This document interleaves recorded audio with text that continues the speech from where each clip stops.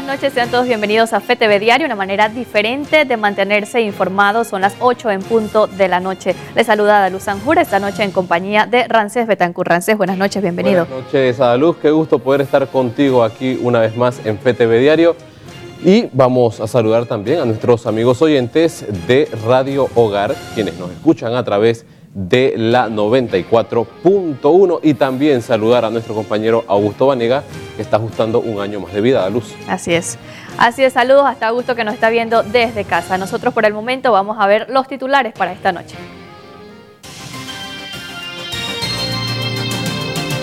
Estos son los titulares para hoy jueves 7 de febrero. Partido Panameñista postula a Gerald Cumberbatch para alcalde de San Miguelito. Acción Democrática Nacional respaldará la candidatura de Cambio Democrático. Preocupación por casos de tosferina en la comarca Nove Buglé. En las internacionales, Río de Janeiro se encuentra en estado de crisis tras torrenciales lluvias. Presidente de la Asamblea Nacional de Venezuela pide a militares no bloquear la entrada de ayuda humanitaria al país. Esto es FETV Diario. Iniciamos con informaciones. El Partido Panameñista postuló ese jueves 7 de febrero a Gerald Cumberbatch como su candidato a la alcaldía de San Miguelito, luego que el Partido Cambio Democrático reservara el espacio para el actual diputado Héctor Valdés Carrasquilla. También se pudo conocer que el panameñismo postuló a Melissa Cumberbatch, esposa del alcalde, como candidata a diputada del circuito 86. Cumberbatch se había postulado como candidato independiente para la alcaldía de San Miguelito. Bien, seguimos con más información. Juventud del Partido Cambio Democrático ha rechazado declaraciones del PRD tras la escogencia de su vicepresidente. Los detalles a continuación. El pasado sábado se escogió a José Gabriel Carrizo como vicepresidente de Laurentino Cortizo.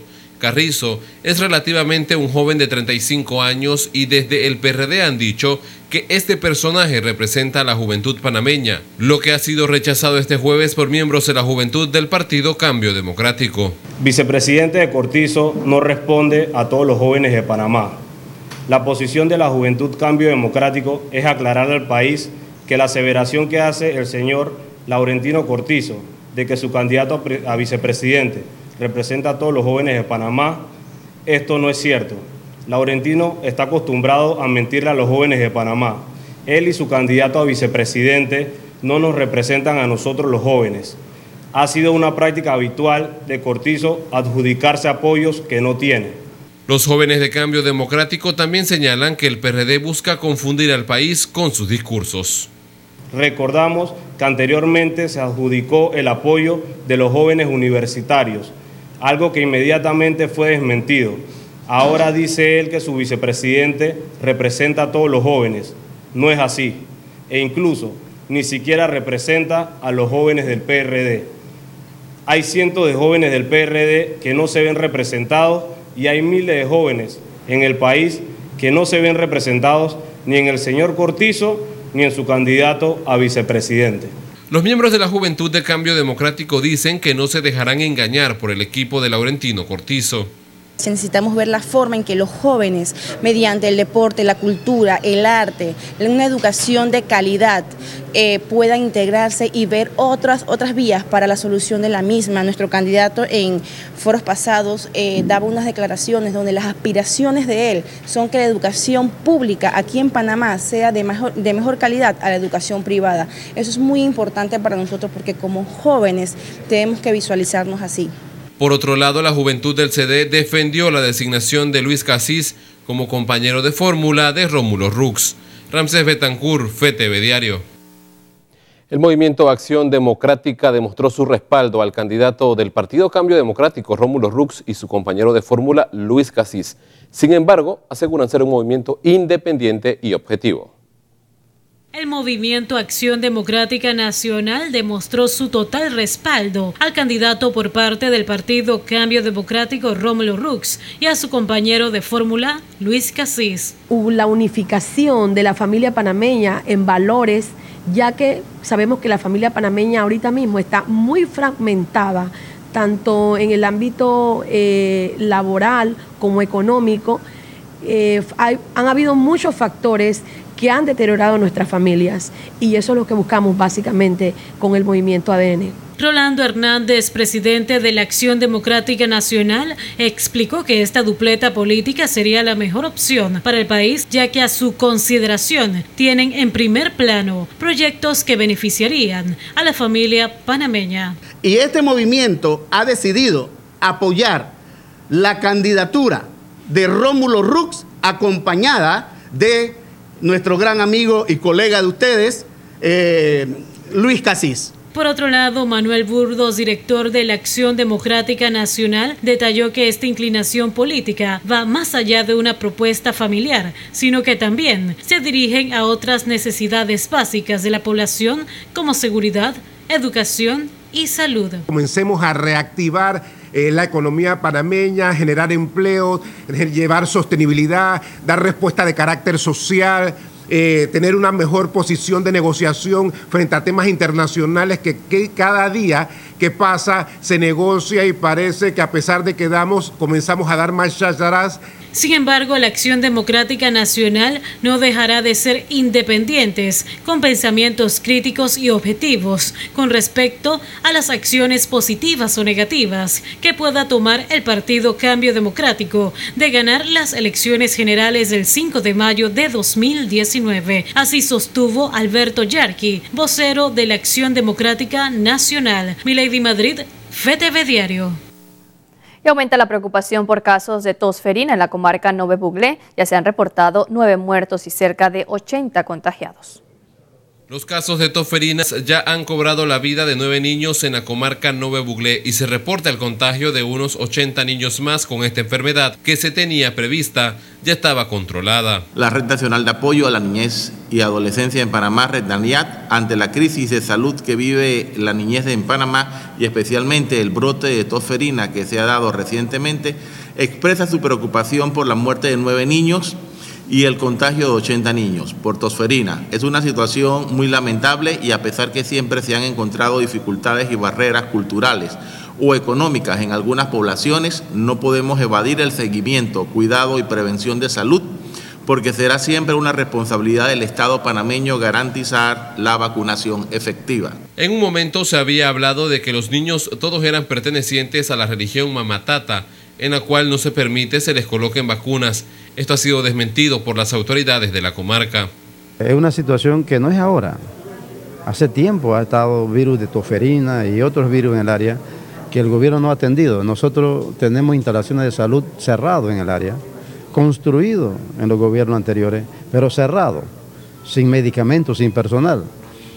Pero el gobierno argumenta de que es porque hay una religión que no permite la vacuna en el área, y eso no es cierto. La preocupación por los casos de tosferina va más allá y miembros de la Red Nacional de Apoyo a la Niñez y Adolescencia en Panamá han dicho que se requiere de acción coordinada de diferentes entidades para evitar más defunciones y contagios con la enfermedad. Esta falta de atención no solamente afecta a los niños y niñas de ahí, afecta a toda una comunidad y a todo un país, porque no podemos pensar que esa situación no va a afectar al país. Claro que le afecta, porque tú estás poniendo en algún tipo de riesgo a toda una población con una enfermedad que es fácilmente prevenible, que tenemos la cobertura disponible en las autoridades porque tienen el sistema de vacunación. Sor Lourdes del Hogar Malambo dice que en las regiones apartadas del país no solo se dan casos de tosferina, sino también de tuberculosis en niños, y es por esto que hace un llamado a las autoridades de salud. También hay niños en la comarca afectados por la tuberculosis, y la tuberculosis tiene su punto que define la afectación, es la falta de alimentación, la nutrición. Yo hago un llamado al gobierno nacional a que pongan más atención, que no se olviden, es cierto, estamos en un tiempo de campaña electoral y todo eso, pero están estas situaciones. Los niños ante todo necesitan ser bien alimentados. También la vacuna contra la TB todo esto. Yo lo digo porque aquí al Hogar Malambo nos han llegado niños afectados con tuberculosis. Definitivamente es un trauma para su familia, es un trauma para la sociedad, son vidas que se están perdiendo. Entonces, pues, creo que debe haber mayor sensibilización, creo que se debe dar un movimiento rápido, efectivo y sobre todo buscando nuevamente reactivar, por lo menos en esta área donde se está dando esto, los servicios sociales y médicos básicos. Las autoridades continúan con las investigaciones para determinar si hay más casos de niños contagiados con tosferinas. Los afectados están siendo atendidos en instalaciones de salud de áreas urbanas. Ramsés Betancourt, FETV Diario. Cambiamos de tema y es momento de conocer detalles de la compañera de fórmula del candidato por el partido panameñista José Isabel Blandón. Le hablamos de Nilda Quijano.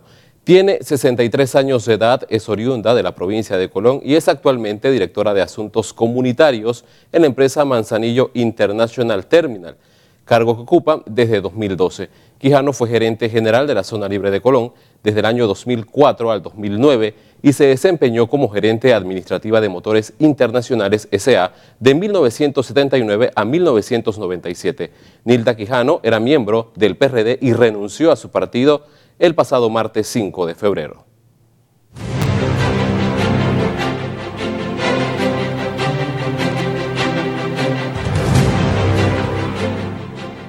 Iniciamos nuestro recorrido por el mundo. El presidente de Estados Unidos, Donald Trump, prometió continuar la lucha contra el Estado Islámico pese a la retirada de las tropas de Siria. Estados Unidos sigue comprometido con la destrucción permanente del grupo yihadista Estado Islámico. Ese fue el mensaje que el gobierno del presidente Donald Trump quiso enviar a sus aliados el miércoles, a pesar de haber ordenado el retiro de 2.000 soldados de Siria. El ejército estadounidense, nuestros socios de la coalición y las fuerzas democráticas sirias han liberado virtualmente todo el territorio que antes tenía el grupo Estado Islámico en Irak y Siria. Debería ser anunciado formalmente en algún momento, probablemente la próxima semana. Tendremos el 100% del califato. Durante una conferencia internacional de 79 países que combaten al grupo Estado Islámico, el gobierno estadounidense trató de calmar a sus aliados ante la preocupación de que los yihadistas pudieran reagruparse tras una retirada de tropas. El secretario de Estado Mike Pompeo pidió a sus socios intensificar el intercambio de inteligencia, compensar el déficit de un fondo destinado a la estabilidad de Irak y que países como Francia y Gran Bretaña reciban y procesen a los yihadistas extranjeros que se unieron a las filas del autoproclamado califato. Las fuerzas democráticas sirias, una alianza árabo-kurda apoyada por Washington, han advertido que no podrán resguardar las prisiones donde se encuentran los yihadistas extranjeros tras una retirada estadounidense si Turquía ataca. El gobierno turco prometió enfrentar a los combatientes kurdos en Siria, vinculándolos con los separatistas de su país.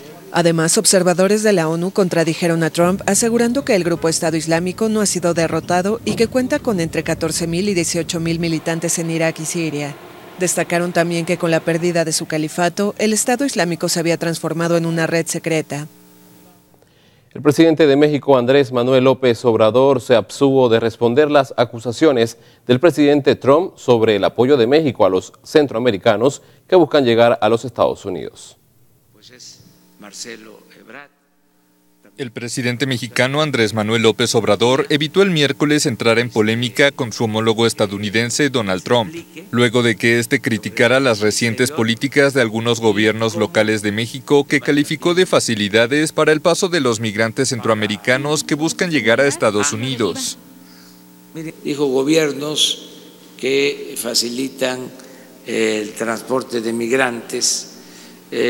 Hay una larga explicación sobre esto, pero no vamos a contradecir. Durante su discurso anual sobre el Estado de la Unión ante el Congreso, Trump insistió en su polémica propuesta de construir un muro fronterizo con México para enfrentar lo que considera una crisis de seguridad por la migración irregular y el tráfico de drogas. El mandatario ha redoblado su retórica contra la migración ilegal ante el avance de las caravanas de centroamericanos que cruzan México con el objetivo de llegar a Estados Unidos. Unos 1.700 migrantes, la mayoría hondureños, llegaron el martes a la ciudad mexicana de Piedras Negras, fronteriza con Estados Unidos, donde fueron habilitadas naves industriales para albergarlos. Los sentimos como presos aquí porque la verdad si hubiésemos sabido eso cuando nos trajeron en esos buses, que nos iban a venir a encerrar aquí, pues de repente nos hubiera tocado venirnos por nuestra propia cuenta. Además de los migrantes que llegaron a Piedras Negras, otro contingente de unas 3.800 personas que huyen de la violencia y la pobreza en sus países atraviesa el estado de Chiapas, limítrofe con Guatemala. El gobierno mexicano ha ofrecido una visa humanitaria que les permite trabajar y obtener seguridad social por un año. Siguiendo nuestro recorrido por el mundo, el presidente de la Asamblea Nacional de Venezuela, Juan Guaidó, pidió a los militares no bloquear la ayuda humanitaria. Mientras tanto, el mandatario Nicolás Maduro se dijo listo para el diálogo propuesto por México y Uruguay.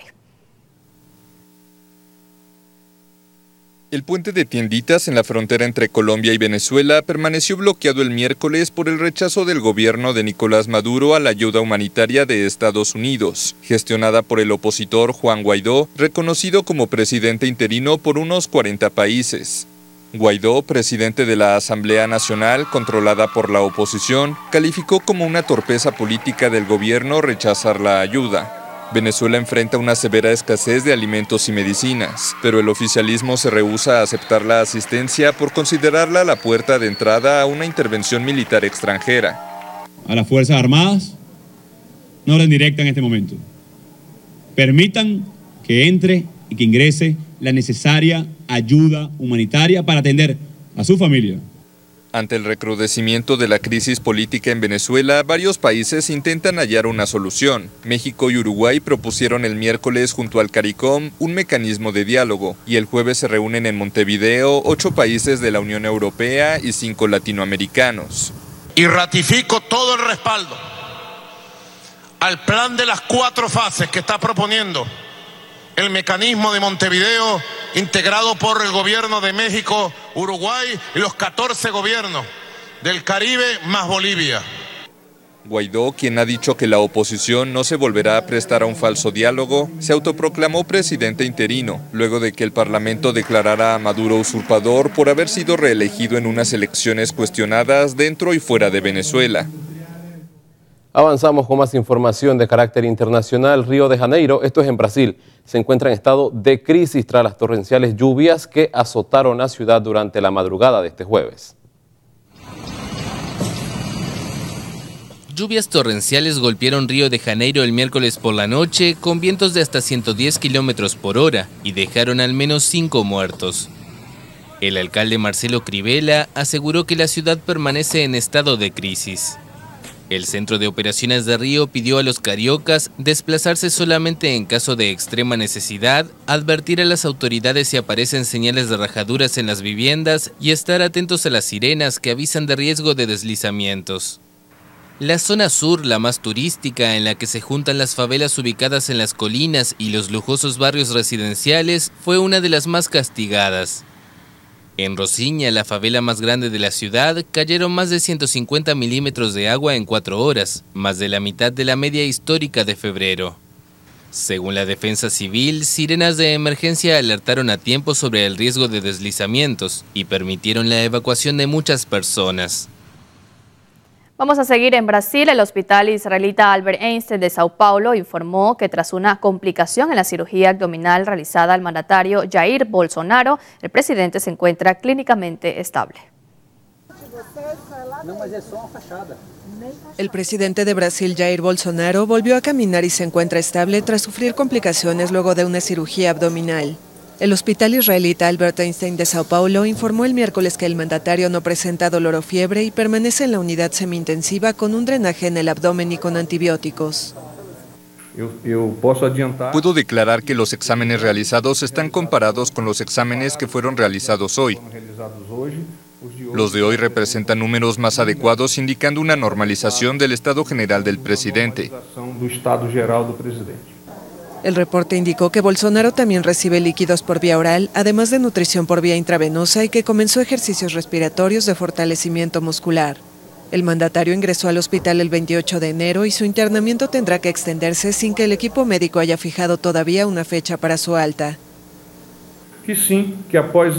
A su regreso a Brasilia todavía va a tener que insertarse en un contexto de menos actividad, para que allí también esa curva sea una curva ascendente, sea una curva exponencial de recuperación. Bolsonaro ya había indicado su mejoría y sus actividades más temprano a través de sus redes sociales. Fue sometido a esta operación de reconstrucción del tránsito intestinal para retirarle la bolsa de colostomía que cargaba desde la puñalada que recibió durante un mitin de su campaña electoral en septiembre pasado.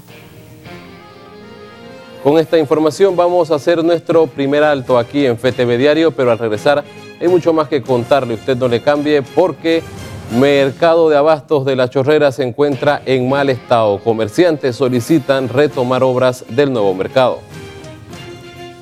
Y en su intención de oración, el mes de febrero, el Papa Francisco pide orar por las víctimas de la trata, la prostitución y la violencia. En deportes, Barcelona y Real Madrid empatan 1-1 en partido de ida de la semifinal de la Copa del Rey. Ya regresamos. Esto es FTV Diario.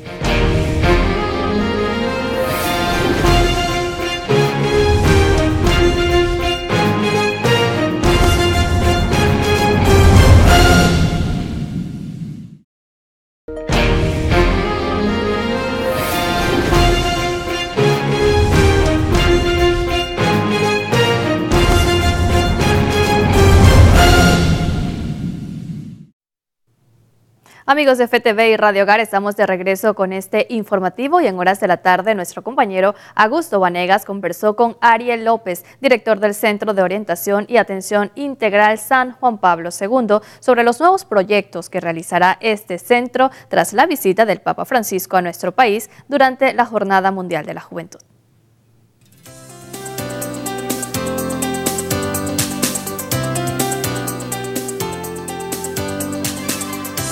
Amigos televidentes, estamos en este momento de la entrevista aquí en FTV Diario y como siempre los invitados especiales y para ello contamos con la grata presencia de nuestro amigo y hermano Ariel López del Centro de Orientación Juan Pablo II, de Atención y Orientación.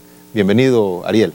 Así es, muchas gracias por la invitación nuevamente a este canal que nos da un gran apoyo para la promoción de nuestras actividades. Así es, y Dios mediante siempre seguiremos apoyando a esta obra de la Iglesia tan fundamental como lo hemos podido constatar en esta recién pasada Jornada Mundial de la Juventud, y esa atención también que ha tenido el Papa Francisco con estos jóvenes, sobre todo el Centro de Cumplimiento, y también jóvenes que están en estas situaciones de riesgo social, en situaciones de droga, etcétera, ¿no?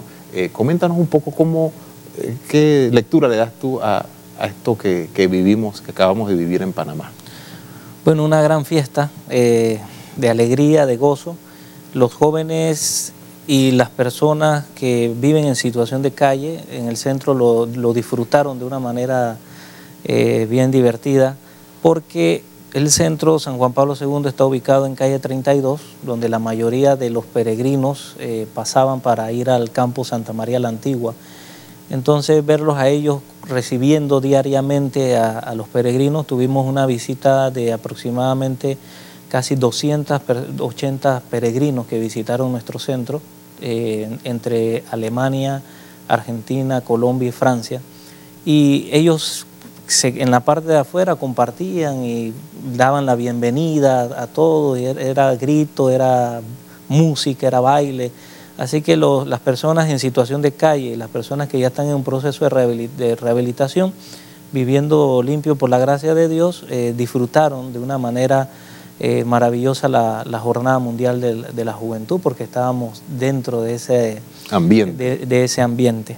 Y también pues el centro tuvo la oportunidad de preparar a los jóvenes para la visita del día viernes 25, donde el Papa asiste al Centro de Cumplimiento de Menores de Las Garzas, donde se le asigna a nuestro centro la preparación de los jóvenes, donde hubo 3 etapas, una del apoyo psicológico, la segunda de conciertos, retiro, actividades, y la tercera fue de catequesis. Entonces, Los jóvenes estaban bien preparados para recibir al Santo Padre, estaban contentos, prepararon un coro, música, ellos eran los músicos de toda la actividad o de todo el acto penitencial.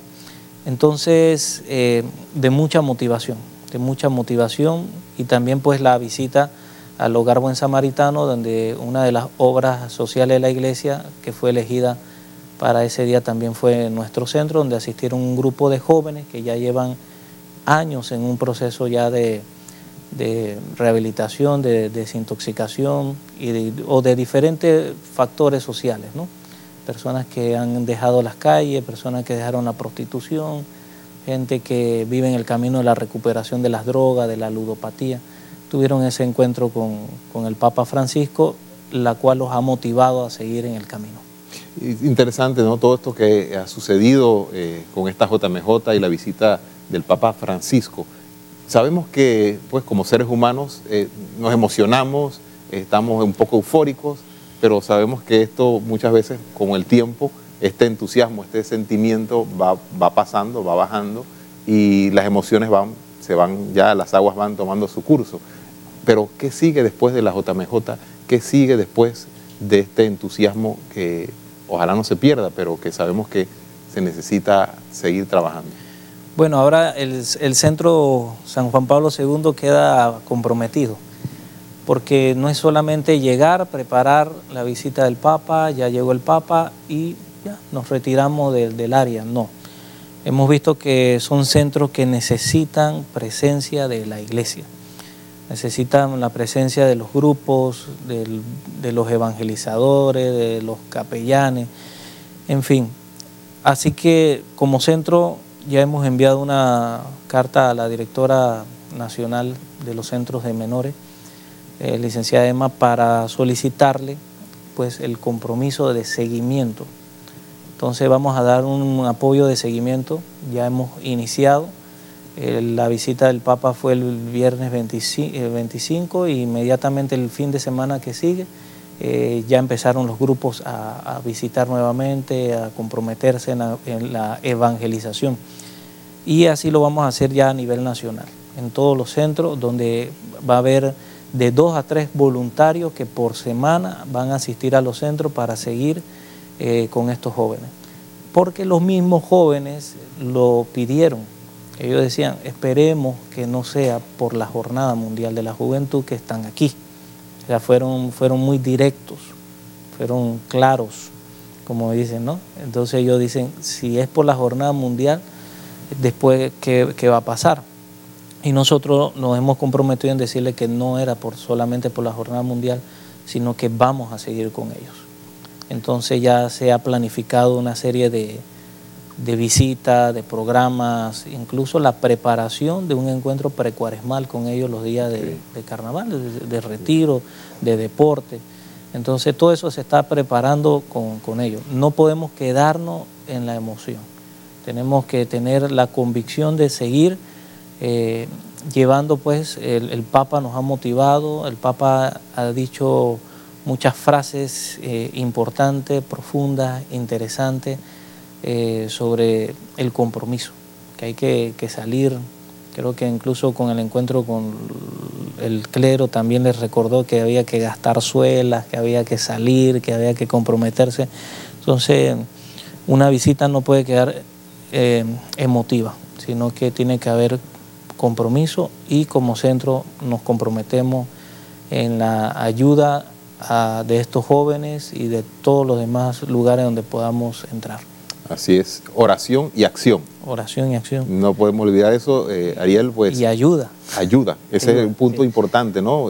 Ya para finalizar, se nos fue el tiempo, pero sí, que reiteres, porque se va a necesitar mucha ayuda, mucho apoyo, tanto compromiso de evangelizadores, de los grupos, movimientos de la iglesia, las parroquias, comprometerse más con ese campo, ese mundo de los privados de libertad, de jóvenes, de juventudes, de personas también en la calle. Tienes un trabajo bien grande que hacer y muchas necesidades.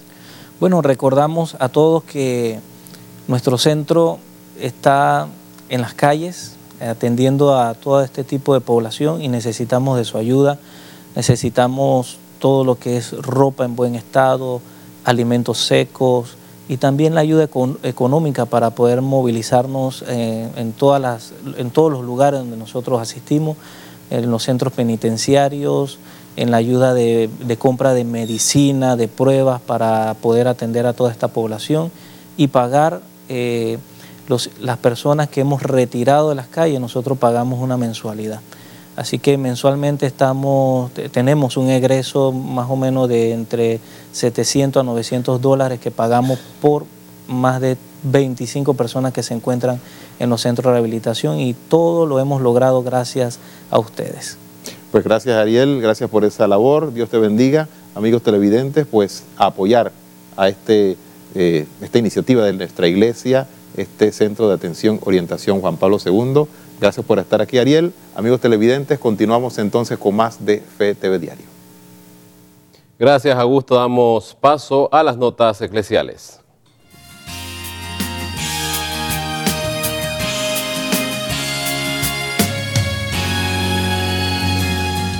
El Papa Francisco ha compartido su intención de oración del mes de febrero. En el video mensaje pide orar por víctimas de la trata, prostitución y violencia.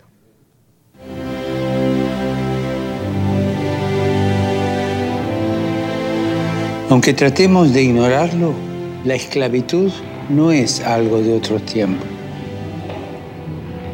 Ante esta trágica realidad, no podemos lavarnos las manos, si no queremos ser de alguna manera cómplices de estos crímenes contra la humanidad. No podemos ignorar que hoy hay esclavitud en el mundo, tanto o más quizás que antes.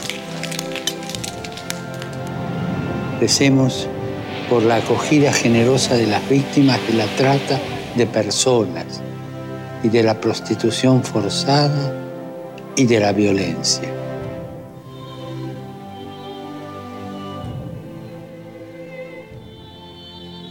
Bueno, ya lo sabe, esta es la intención de oración del Papa Francisco para el mes de febrero. Y precisamente mañana se celebra la jornada de oración contra el tráfico de personas. El Vaticano ha presentado algunos testimonios en la sala de prensa de la Santa Sede. El 8 de febrero es el Día Internacional de Oración y Reflexión contra el Tráfico de Personas. Fue convocado por Francisco y se celebró por primera vez en el 2015. El Vaticano presentó el testimonio de esta víctima. Se llama Rejoice y tiene 19 años y viene de Nigeria. Dice que su familia la maltrataba. Intentó huir a Europa, pero sus expectativas se derrumbaron cuando descubrió que la vía que tenía entre manos terminaba en la prostitución. Me negué a ir a Europa para ser prostituta. Mis amigos se enfadaron diciendo, ¿cómo le dirás a tu madre que no vas a Europa? Me insultaban y yo estaba furiosa. Al final fui por mi cuenta y en Libia la policía me arrestó. Pasé una semana en prisión hasta que conseguí escapar. Durante la travesía por el mar, nuestro barco se partió en dos. Estuvimos en el agua hasta que alguien vino a rescatarnos. Ahora en Italia, Rejoice dice que intenta animar a otras personas que han pasado por la misma experiencia. Les dice que no pierdan la fe en Dios y que tengan paciencia, que saldrán adelante a pesar de los horrores que han experimentado. Colabora con Talita Kum, una red internacional formada por religiosas que ayudan a mujeres a salir de las redes de prostitución. Su coordinadora también compartió su experiencia. Dijo que trabajar en este campo le permite ver cómo las personas renacen.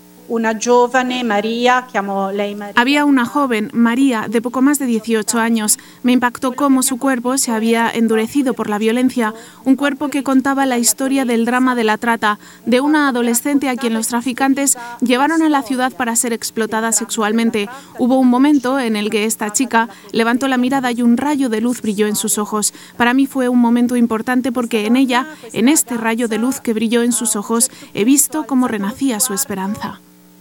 Michael Cerny, del Departamento Vaticano dedicado a migrantes y refugiados, subrayó lo importante que es dar a conocer historias reales para sensibilizar a la gente. Necesitamos recordar qué es lo que está pasando. La mejor forma de hacerlo es pensar en personas que lo han sufrido. Por eso es importante que se conozcan estas historias. También el Vaticano publicó en enero unas orientaciones pastorales sobre la trata de personas. Se trata de un documento dirigido a obispos y sacerdotes, donde se explica cómo el Papa está combatiendo este drama.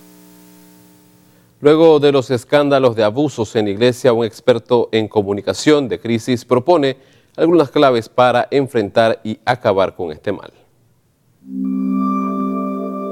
Yago de la Cierva es experto en comunicación de crisis, por eso ha seguido de cerca la crisis de abusos en la Iglesia y tiene estas propuestas para afrontarlos. La primera medida que propone es sancionar a los obispos que no actúen contra abusadores culpables.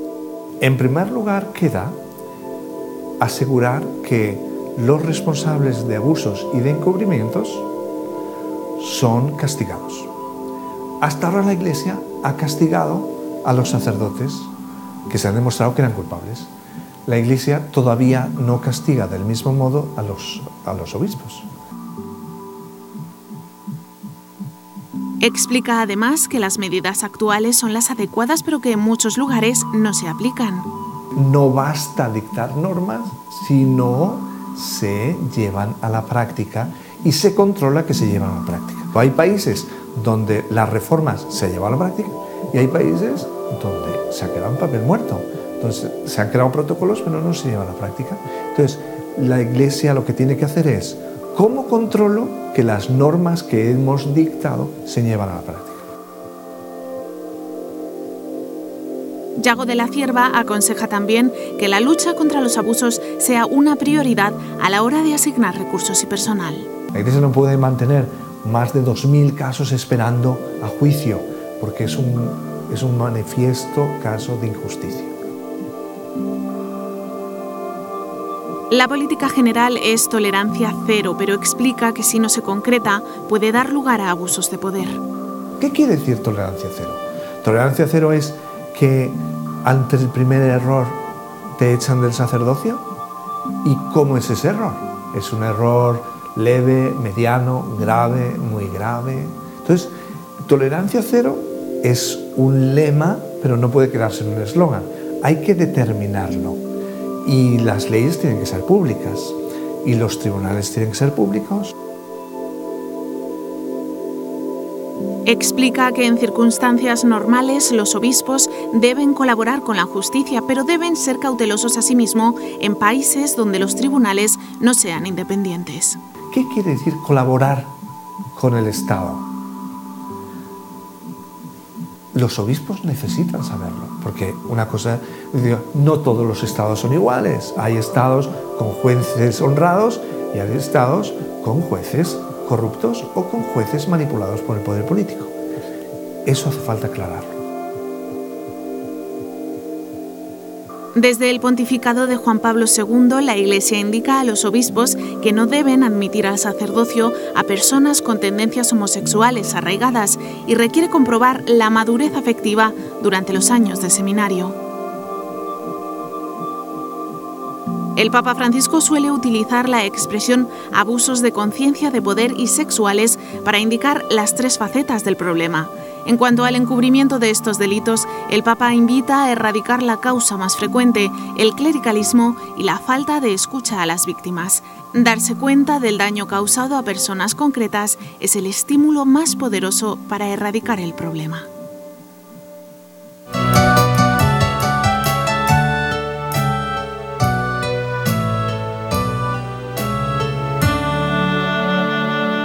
Buenas noches, amables amigos fetevidentes.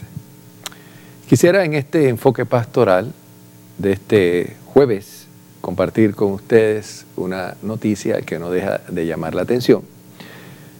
Cuando algunos periódicos y páginas digitales han publicado, se abre una nueva página de escándalo dentro de la Iglesia Católica de abusos de clérigos, entiéndase sacerdotes y obispos, hacia religiosas, esclavitud sexual.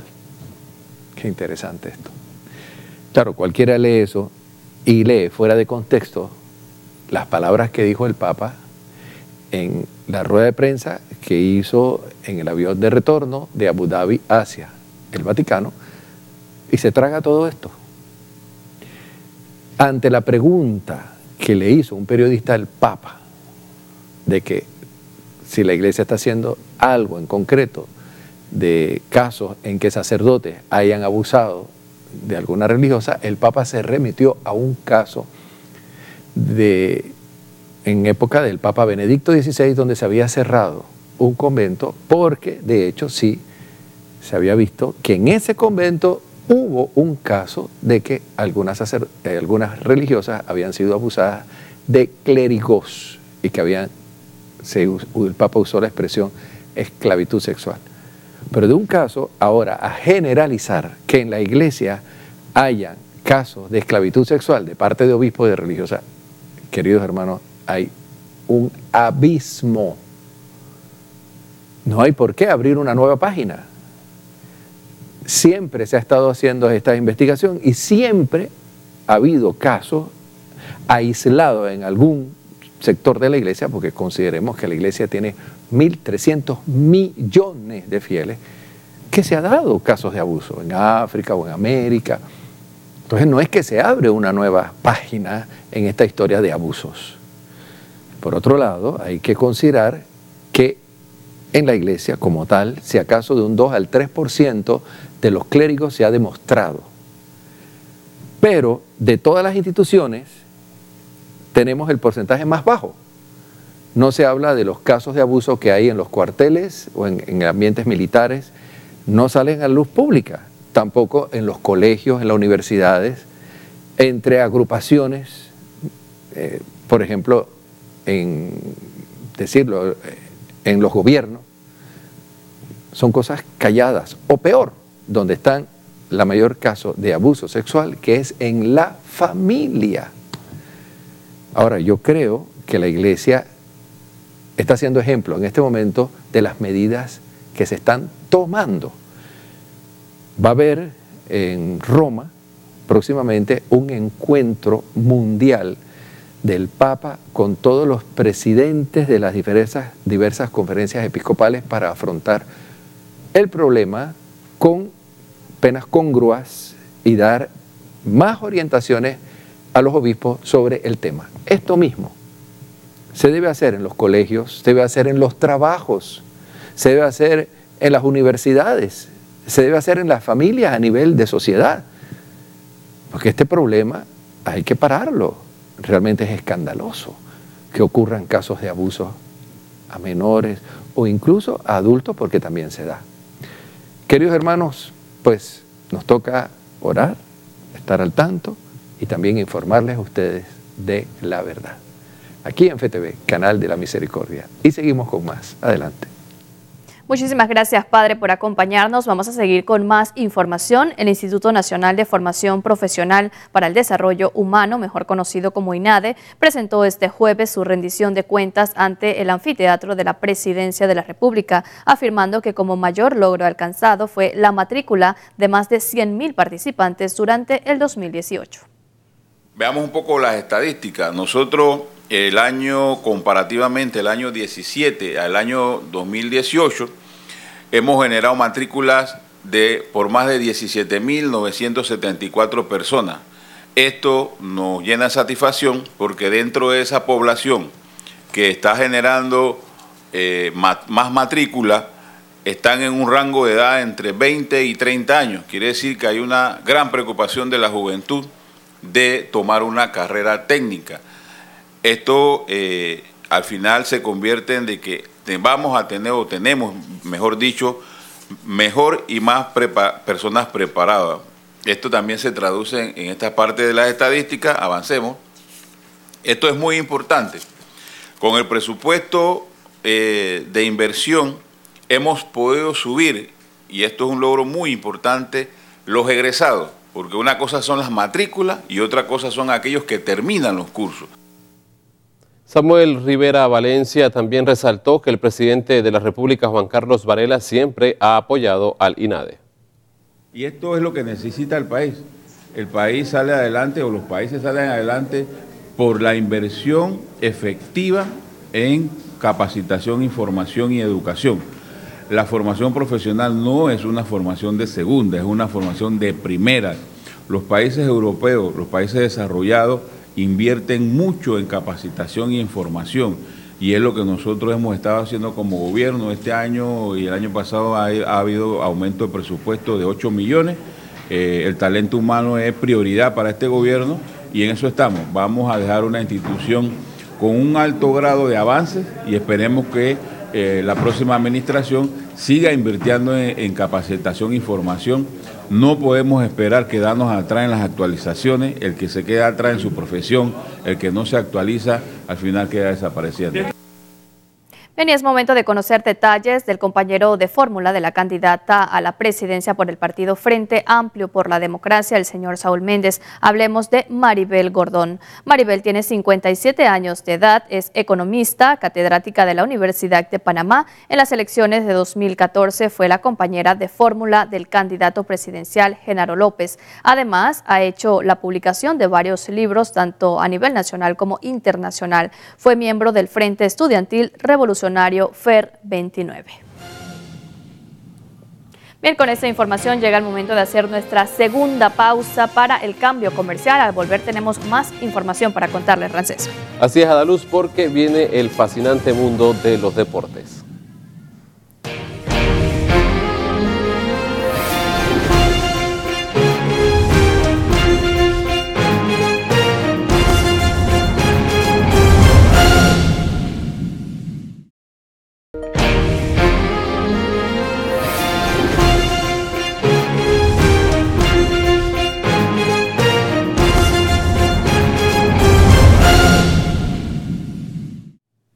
Gracias por estar con nosotros. Esto es FED TV Diario. Estamos de regreso. Comerciantes del mercado de abastos de La Chorrera siguen a la espera de la reactivación de las labores de la construcción del nuevo mercado de abastos en el área oeste.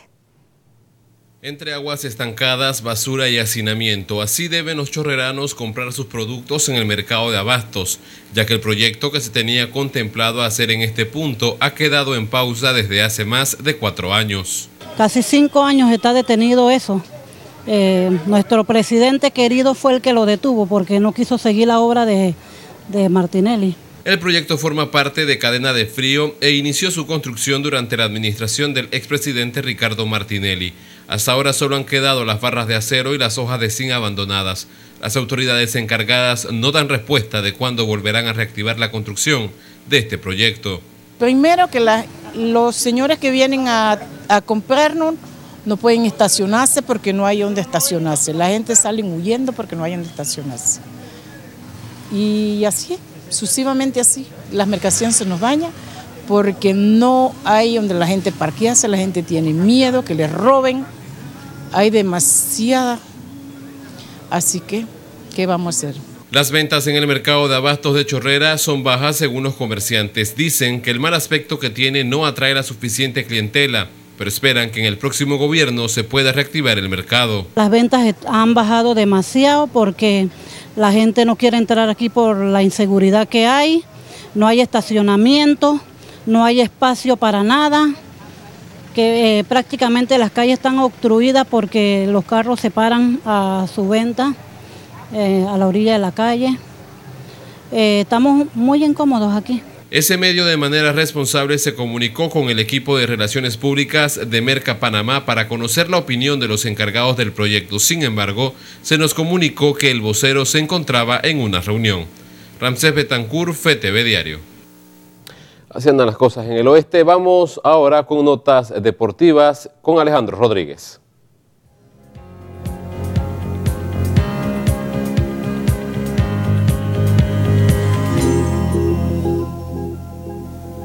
Bien, gracias. Buenas noches. Estamos listos para el fascinante mundo de los deportes. Vamos a iniciar de inmediato. Es que el Real Madrid y el Barcelona no lograron pasar del empate 1-1 este miércoles en la ida de las semifinales de la Copa del Rey, dejando abierta la eliminatoria para la vuelta en el Santiago Bernabéu el próximo 27 de febrero. Veamos la nota. Nada para nadie. Barcelona y Real Madrid empataron 1-1 el miércoles en el Nou Camp en la ida de las semifinales de la Copa del Rey, dejando abierta la eliminatoria para el partido de vuelta. El equipo blanco abrió el marcador con un gol de Lucas Vázquez, pero luego Malcolm lo igualó con un disparo casi sin ángulo. Nosotros siempre queremos ganar y creemos que hemos tenido ocasiones para convertir un segundo gol. No digo que para ganar, pero para convertir un segundo gol seguramente las tuvimos. Así que nos vamos satisfechos con lo que hicimos. Tras mantener la incertidumbre en los últimos días, el capitán del Barcelona, Lionel Messi, tocado en el muslo, salió a disputar la última media hora del partido, luego de ver la primera parte desde el banquillo. Hombre, las decisiones las tienes que tomar en función de de lo que piensas que es mejor para el equipo y de lo que es mejor para el jugador. El otro día terminó con alguna pequeña molestia y bueno, él se encontraba bien, bastante mejor, pero bueno, he pensado que era lo mejor el hecho de entrar durante el segundo tiempo. Lo hablé con él y ya está. El pase para la final de la Copa del Rey se jugará el 27 de febrero en la vuelta en el Santiago Bernabéu. Un primer tiempo en el que el Barcelona tuvo muchas dudas, por ahí mejoró en el segundo tiempo con el ingreso de Lionel Messi. Al final, 1-1, en la vuelta se definirá en el Estadio Santiago Bernabéu a ver quién será el clasificado a la gran final de la Copa del Rey. Tenemos que hablar de un ex madridista, y es que el entrenador de fútbol José Mourinho es condenado a 1 año de prisión que no deberá cumplir y pagar una multa que asciende a los 2 millones de euros por presunto fraude al fisco español. El polémico entrenador de fútbol, José Mourinho, recibió una condena de 1 año de prisión no efectiva y una multa de cerca de 2 millones de euros, luego de llegar a un acuerdo con la Fiscalía española. Mourinho, de 56 años, estaba acusado de defraudar al fisco español con la explotación de sus derechos de imagen entre los años 2011 y 2012, justo cuando estaba a cargo del Real Madrid. La Fiscalía acusaba al entrenador de no haber declarado 3.3 millones de euros durante ese periodo. Mourinho se suma así a Lionel Messi y a Cristiano Ronaldo, quienes también se vieron envueltos en problemas legales, derivados de las múltiples interpretaciones que hay sobre cómo tributar este tipo de ingresos. Otro más que se suma a esta lista de jugadores y exjugadores que han tenido este mismo problema en España. Y hablando de escándalos, una jueza estadounidense concedió el martes la libertad condicional al ex jefe del fútbol de Guatemala, Brian Jiménez, quien podría regresar a su país luego de declararse culpable de extorsión y fraude en el marco de mega escándalo de corrupción de la FIFA. El exdirectivo del fútbol de Guatemala, Brian Jiménez, quien se declaró culpable en el marco del escándalo de corrupción de la FIFA, salió en libertad condicional el martes de la Corte de Brooklyn y podrá regresar a su país. Jiménez, que estaba en prisión desde su detención en enero de 2016, fue condenado a una pena correspondiente a los días ya pasados en la cárcel. Además, deberá pagar una multa de $350,000. Creo que yo ya no estoy en eso y espero que con estos ejemplos que tenemos ahora, pues haya una corrección dentro del fútbol, para todos en general. Al inicio del proceso, Jiménez defendió su inocencia, pero luego se declaró culpable de los cargos de conspiración para delinquir y fraude bancario. El exdirectivo fue acusado de recibir sobornos de empresas deportivas a cambio de otorgarles los derechos de transmisión y marketing de partidos de fútbol de la selección guatemalteca para los mundiales de 2018 y 2022. Pasamos a la NFL y es que cientos de miles de personas se dieron cita en las calles de Boston para festejar el triunfo en el Super Bowl de los Patriots de Nueva Inglaterra, que sumaron su 6º título de la NFL luego de vencer el domingo 13-3 a Los Ángeles Rams en Atlanta. Veamos la nota. Cientos de miles de personas desafiaron el martes el frío y salieron a las calles de Boston para festejar el triunfo en el Super Bowl de los Patriots de Nueva Inglaterra, que sumaron su 6º título de la NFL tras vencer en Atlanta el domingo 13-3 a los Rams de Los Ángeles. Los aficionados vitorearon el paso del equipo encabezado por el histórico mariscal de campo Tom Brady, el legendario entrenador Bill Belichick y el MVP del encuentro Julian Edelman. Somos buenos, pero será muy triste que Tom Brady se retire porque ya no ganaremos. Es el mejor de todos los tiempos. 6 times is impressive. 6 veces es impresionante. Estoy muy feliz de ser un aficionado deportivo, un aficionado de los Patriots. No puedo pedir más. Estoy feliz. Los jugadores del equipo aparecieron en los famosos Dog Boats, los icónicos botes anfibios con forma de pato, y celebraron el 6º título de su historia que convirtió a Brady en el quarterback más condecorado de todos los tiempos. Los Patriots, con su sexto anillo, también se colocaron a la altura de los Steelers de Pittsburgh como los equipos más exitosos de la NFL. Se suma este equipo de los Patriots a los equipos más grandes y ya está prácticamente a un título de convertirse en el equipo más ganador en la historia de la liga. Es lo que tenemos en Deportes para hoy. Seguimos con la parte final del noticiero. Adelante. Gracias, Alejandro, por las notas deportivas. También agregar ahí en esas notas deportivas que se confirmó que el cuerpo de Emiliano Sala fue encontrado en el Canal de la Mancha esta tarde, ayer más que nada, y hoy fue entonces confirmado que sí era el cuerpo del futbolista argentino. Las redes están conmocionadas con esta noticia a la luz. Así es. Bueno, queridos amigos, esta es la información para los amantes del deporte. Nosotros, pues aquí en FTV Diario, nos llega el momento de despedirnos, agradecerles solamente por informarse con nosotros aquí en FTV Diario y también a través de Radio Hogar. Muchísimas gracias por estar con nosotros, que tenga usted excelente noche.